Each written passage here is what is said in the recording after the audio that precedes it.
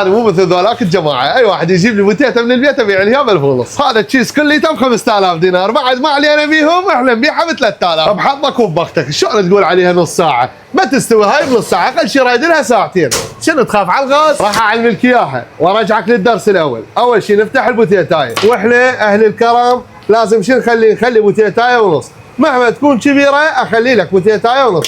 بابا حجي احنا شو نسوي؟ نخلي بوتيتايه ونص، واذا كلش زادت الامور نخلي لها بوتيتايتين. لا هو الكيلو ب 500 دينار. اول شيء اخلي لك الملح وبلكتي يغزر بيهم، ثاني شيء اخلي لك قطعه الزبد. هاي الزبد يعني مستورده خصيصا الي. الجبن خابرت على استراليا مدى الزولي، هسه هذا خابرت على فرنسا ودزولي من فرنسا.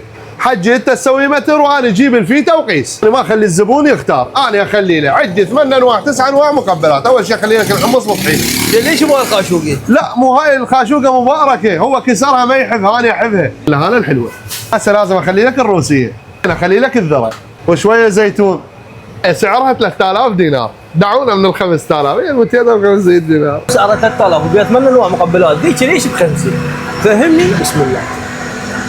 وكلش طيبه، يعني هيك ب 500 حتى لا تبيعها ب 2000 انت تربح، ليش تبيعها بخمسه؟ هذه الاعظميه الكم راغبه خاتون مقابله يقور ماركت عصاير موني الشهيره.